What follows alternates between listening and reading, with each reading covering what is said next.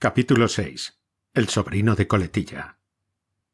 Marta, la hermana de Elías, había quedado viuda con un hijo llamado Lázaro, que después de estudiar humanidades en Tudela, pasó a la Universidad de Zaragoza. Era este un mozo como de 23 a 25 años, de agradable presencia, de ingenio muy precoz, de imaginación viva, de palabra fácil y difusa, muy impresionable y vehemente y de recto y noble corazón. Las nuevas ideas, que entonces conmovían profundamente el corazón de la juventud, habían hallado en el joven Lázaro un creyente decidido. Era uno de los que, brotados en el tumulto de un aula de filosofía, militaban con pasión generosa en las filas de los propagadores políticos, entonces tan necesarios. Sucedió que los estudiantes zaragozanos trabaron una pendencia con los socios de cierto club político. El asunto tomó proporciones, intervino la autoridad universitaria, y Lázaro se vio obligado a salir de Zaragoza, perdiendo curso. Esto pasaba en los días en que, destituido Riego del mando de capital general de Aragón, hubo en aquella ciudad tumultos y manifestaciones que el gobierno quiso reprimir. Lázaro, que estaba a punto de concluir la carrera, conoció la gravedad de la situación y el disgusto que tendrían su madre y su abuelo, a quienes amaba mucho. Quiso reclamar, pero fue inútil, y tuvo que retirarse a su pueblo, triste, avergonzado y lleno de dudas y temores. Pero al entrar en su casa, agitado por la zozobra y los remordimientos, vio en compañía de su madre a una persona desconocida que, desde el primer momento, le produjo una secreta impresión de alegría, imponiéndole, sin saber por qué, consuelo y esperanza. Confesó lo que le pasaba, sin disimular la gravedad del caso, por lo cual don Fermín, su abuelo paterno, se puso serio y quiso enfadarse, y su madre lloró un poco.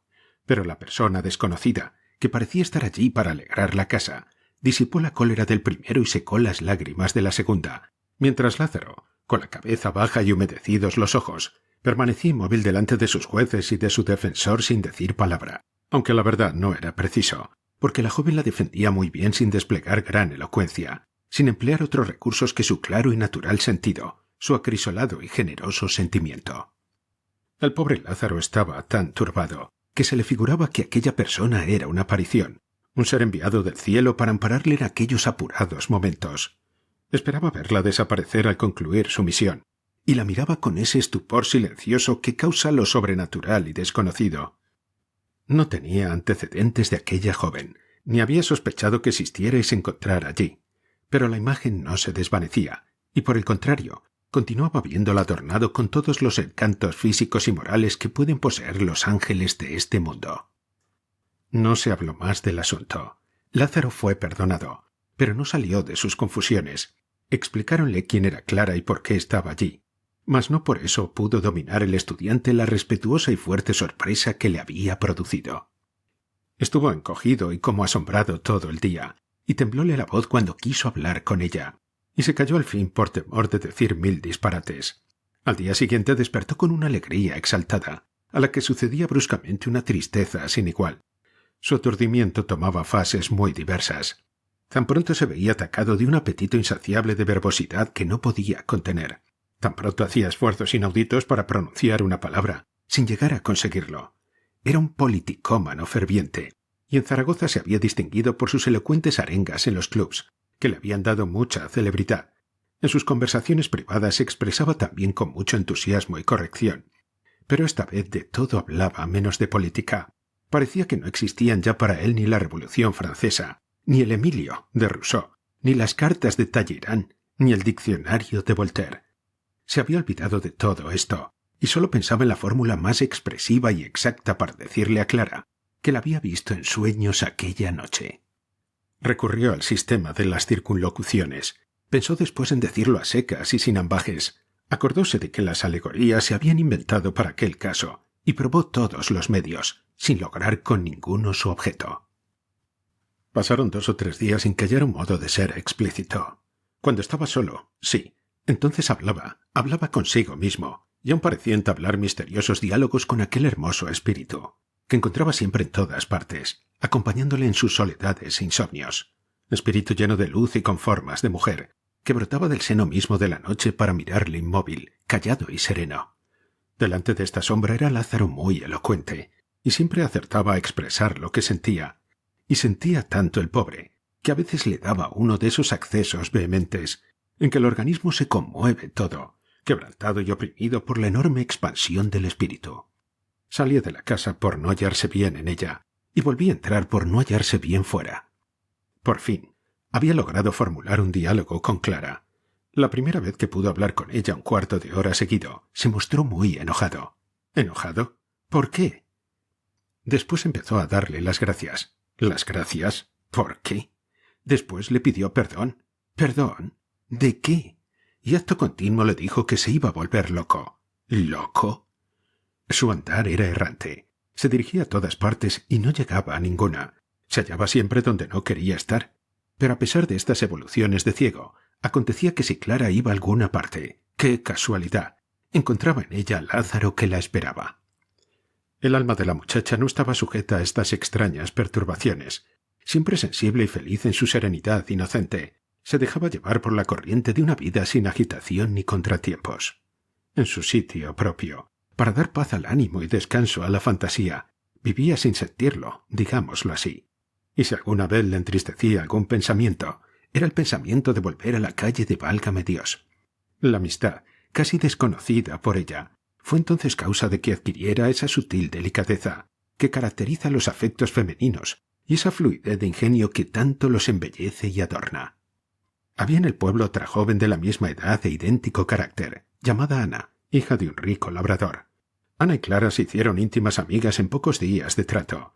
Íbanse todas las tardes a una huerta perteneciente al padre de Ana, y allí, entretenidas con sus labores, se pasaban conversando largas horas. En esta comunicación de las dos jóvenes, Clara se desarrollaba moralmente con una rapidez desconocida. Para quien había pasado su juventud en compañía de un viejo excéntrico e insociable, aquellas franquezas inocentes y el cambio simultáneo de pensamientos, comunicados sin disimulo y en toda su hermosa sencillez natural, realizaron en el alma de la huérfana una revelación de sí misma, que fijó y fortaleció más bello su carácter. Cuando las dos amigas iban a la huerta, la maldita casualidad hacía que Lázaro pasara por la entrada precisamente en el mismo momento en que ellas llegaban. La conversación empezaba todas las tardes a las 4 y duraba hasta el anochecer. Ni un solo día en todo el tiempo que pasó Clara en Ateca dejaron de ir a la huerta las dos muchachas, y ni un solo día dejó Lázaro de encontrarlas allí por casualidad. En aquellas conversaciones, que eran cada vez más íntimas, se notaba algunas veces que, por efecto de los accidentes del diálogo escénico, Ana callaba o hablaba aparte en voz baja, mientras el bueno del estudiante y la pícara Clara charlaban muy quedito y muy juntos el uno del otro. La cara angustiosa a veces pálida, ya animada, ya triste, del joven, anunciaba que el tema del coloquio era muy interesante. ¿Qué decían? De pronto, unas largas pausas en que uno y otro se quedaban mirando a la tierra un buen rato, permitían a Ana alguna alusión ingeniosa, cuya gracia alababa y reía ella sola. Clara y Lázaro parecía que no estaban para risa. Callaban hasta que un monosílabo aquí, un gesto allá, volvían a estimular de nuevo la conversación. A veces él se ponía a meditar, como recapitulando lo que iba a decir, y él, que tan buena memoria tenía, se encontraba con que se le habían olvidado, otra casualidad, los admirables trozos de elocuencia que tenía preparados. Hablaban del pasado, del presente, del porvenir. Trazaban un plan, planteaban un proyecto. Es probable que nada de esto fuera objeto de aquellos íntimos debates. No hacían sus voces otra cosa que expresar mil inquietudes interiores, pintar ciertas turbaciones del espíritu, formular preguntas intensamente apasionadas, cuyas réplicas aumentaban la pasión, confesar secretos, cuya profundidad crecía al ser confesados, hacer juramentos, manifestar ciertas dudas, cuya resolución daba origen a otras 1000 dudas, pedir explicaciones de misterios que engendran misterios sin fin, explicar lo inexplicable, medir lo infinito, agotar lo inagotable. A veces interrumpía Ana estas comunicaciones impenetrables, diciendo: «Pero, mujer, ¿no ves cómo va ese bordado? ¿En qué estás pensando?» En efecto, Clara, que estaba bordando sobre cañamazo con lanas de colores una cabecita de ángel rodeada por una guirnalda de flores, le había hecho los ojos de estambre rojo y los labios con estambre negro. Las flores tenían todos los colores tan trastornados que no se sabía lo que aquello era. Al oír la conversación de su amiga, Clara se puso del color de los ojos del ángel. 20 y 30 días se pasan muy pronto cuando hay citas cotidianas en una huerta, diálogos anhelantes, dudas no resueltas, preguntas mal contestadas y angelitos bordados con labios negros. Así es que llegó un día en que Lázaro se puso a jurar por todos los santos del cielo que no permitía que Clara se fuera de allí. Se ponía fastidioso al tocar este punto. Repetía la misma cosa infinitas veces, y a lo mejor empezaba a relatar un sueño que había tenido la noche anterior, del cual sueño se desprendía la imposibilidad absoluta de que él y Clara se pudieran separar. Ella se ponía muy pensativa, y no decía palabra en media hora. Los pobres chicos miraban al cielo alternativamente, como si en el cielo se hallara escrita la solución de aquel problema. Se separaban. Clara depositaba sus amarguras en el seno de su amiga Ana. Lázaro confiaba a las profundidades de la noche el gran vértigo que sentía dentro de sí. No dormía, porque una serie interminable y rapidísima de razonamientos confusos, mezclados con imágenes vagamente percibidas, le sostenían en vigilia invencible y dolorosa. El día volvía a darles esperanza. La tarde venía a unirlos. El anochecer volvía a entristecerlos. Así se acercaba el día funesto. Cuando se teme de ese modo la llegada de un día que nos ha de traer algo malo, la imaginación tiene como una extraordinaria fuerza de odio, con la cual personifica ese día que se detesta. La imaginación ve acercarse este día, y lo ve en figura de no sé qué monstruo amenazador, que avanza con la mano alzada y la mirada llena de ira. Hay días en que el sol no debiera salir. Pero el designado para la vuelta de Clara a Madrid, el sol, ¡qué crueldad!, salió.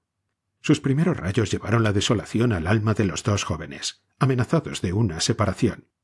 Parece que cuando se verifica una separación de esta clase, cuando se disuelve y destruye esa unidad misteriosa y fundamental de la vida humana, unidad constituida por la totalidad complementaria de dos individuos, parece, decimos, que debió ocurrir un cataclismo en la naturaleza.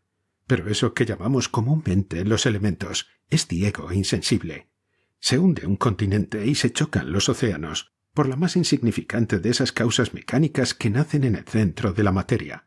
Pero nada sucede, nada se mueve en la inerte y ciega máquina del mundo, cuando se altera el grande, el inmenso equilibrio de los corazones. Aquella mañana sintió Lázaro un dolor desconocido. Avanzaba el día. El estudiante fue a casa de Ana y la encontró llorando. Se asustó de verla llorar, volvió a su casa. Quiso entrar en el cuarto donde Clara hacía los preparativos de su viaje, pero se tuvo miedo a sí mismo. La vio salir después, pálida y con los ojos cansados de llorar. Al ver que se despedía de su madre y de su abuelo, Lázaro corrió fuera por temor de que intentara también despedirse de él. Salió y anduvo a prisa mucho tiempo. Salió del pueblo y se internó en el camino, lejos, muy lejos del pueblo. De pronto sintió el ruido de la diligencia que se acercaba. El joven se detuvo. Retrocedió. La diligencia pasó rápidamente. Allí iba la huérfana desolada, con el rostro oculto entre las manos. Las demás personas que iban con ella se reían de verla así. Lázaro la nombró, la llamó dando un fuerte grito, y sin darse cuenta de ello, corrió tras el coche larguísimo trecho, hasta que el cansancio le obligó a detenerse. La diligencia desapareció. Regresó al pueblo ya entrada la noche. Al pasar por la huerta notó que unos pájaros que acostumbraban dormir allí formaban diabólica algazara con sus cantos disparatados y su inquieto aleteo. Apresuró el paso para no oír aquello, y entró en su casa. Su madre y su abuelo estaban muy pensativos y melancólicos. Ni les habló ni le hablaron. Quedóse solo. Se encerró y quiso leer un libro. Quiso dormir, y quiso arrancarse de la mente una como corona de hierro inflamado que se la quemaba y oprimía. Pero era imposible. Aquello era una irradiación, que, al ser visible, hubiera parecido una aureola.